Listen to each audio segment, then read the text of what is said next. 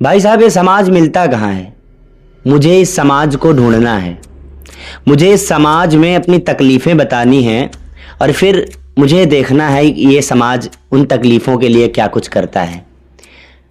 ये समाज जो अदृश्य है, जो दिखता नहीं है, जो बस अपने कुछ नियम कायदे कानून थोप दिया है व्यक्तियों के ऊपर।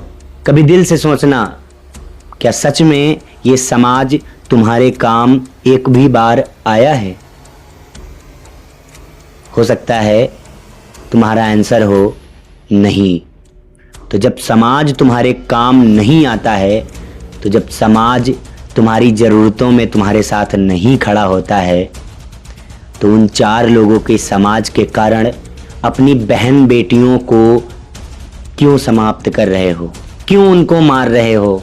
Radhika Yadav, state level tennis player, एक उभरता हुआ चमकता हुआ सितारा, एक ऐसी साहसी लड़की जिसने ना जाने कितनों को पछाड़ते हुए, कितनों को हराते हुए एक मुकाम हासिल किया होगा।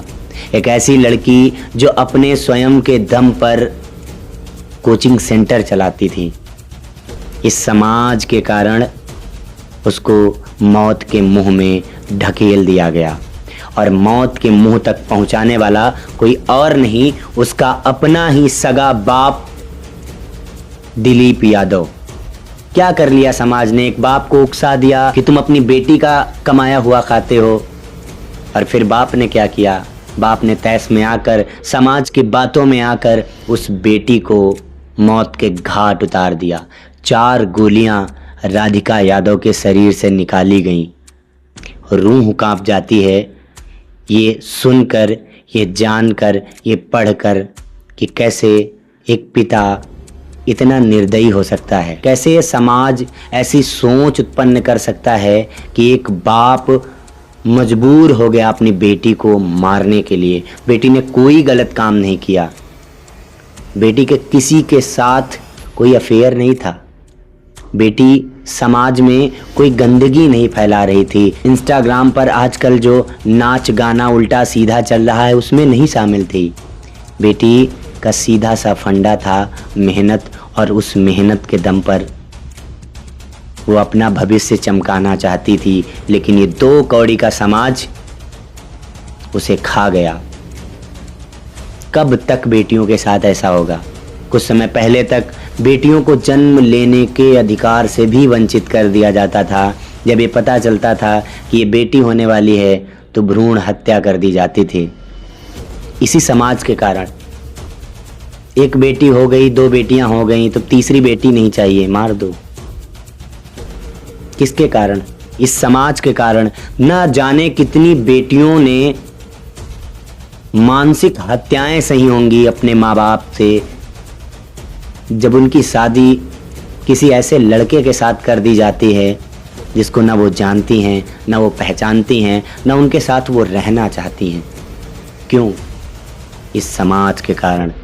और ये 2 कौड़ी का समाज किसी का नहीं है। आखिर कब तक सहेंगी ये बेटियां?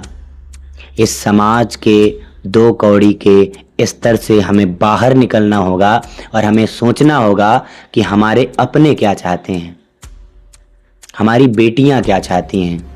हमारी बेटियों के हक में भी स्वच्छंदता, स्वतंत्रता होनी ही चाहिए, और इसके लिए हमें किसी समाज को ढूंढने की आवश्यकता नहीं है, हमें खुद को संवारने की ज़रूरत है। एक भाई अपनी बहन के लिए सोचे, एक माँ अपनी बेटी के लिए सोचे, एक बाप अपने बेटी बेटों के लिए सोचे। समाज को सोचने का कोई हक नहीं होना चाहिए, और जिस दिन इस बात को हर पेरेंट्स, हर भाई, हर बहन, हर बाप, हर माँ सोच लेगी, इस समाज में राधिका जैसे किसी और बेटी को मौत के मुंह में नहीं जाना पड़ेगा।